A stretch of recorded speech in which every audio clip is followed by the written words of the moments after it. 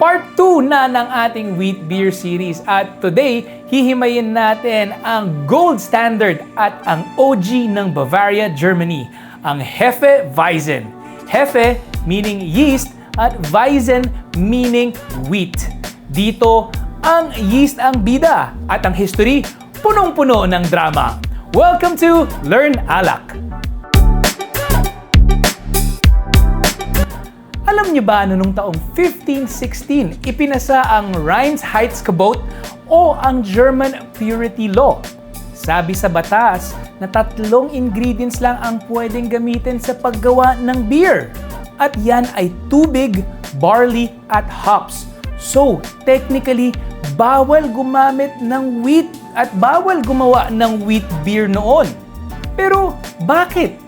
Kasi gusto ng government dati na yung wheat ay itago at itabi lamang sa paggawa ng tinapay.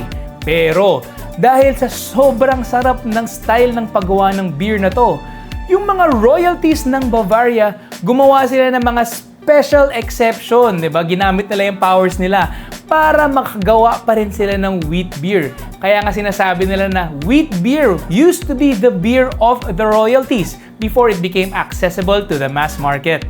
Pero by German law naman today, para matawag mo ang sarili mo na wheat beer o Hefeweizen, kailangan at least 50% ng iyong grains ay malted wheat. Pero ang tunay na magic ay nangyayari during fermentation.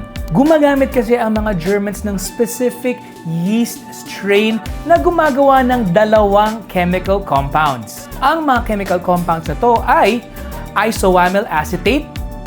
Ito yung nagbibigay ng amoy at lasa ng saging o sometimes sabi nila bubblegum daw. At yung 4-vinyl guaiacol.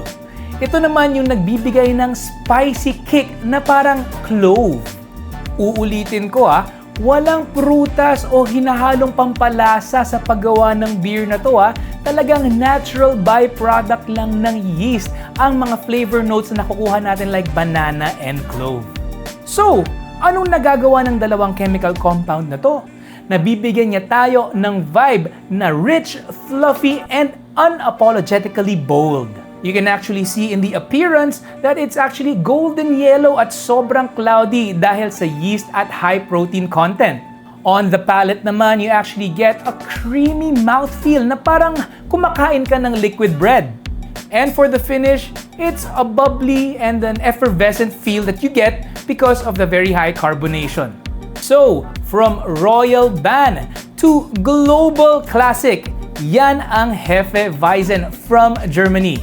Susunod, lilipad naman tayo sa Belgium para malaman at tignan natin ang kanilang white beer na may mga secret recipes at spices daw.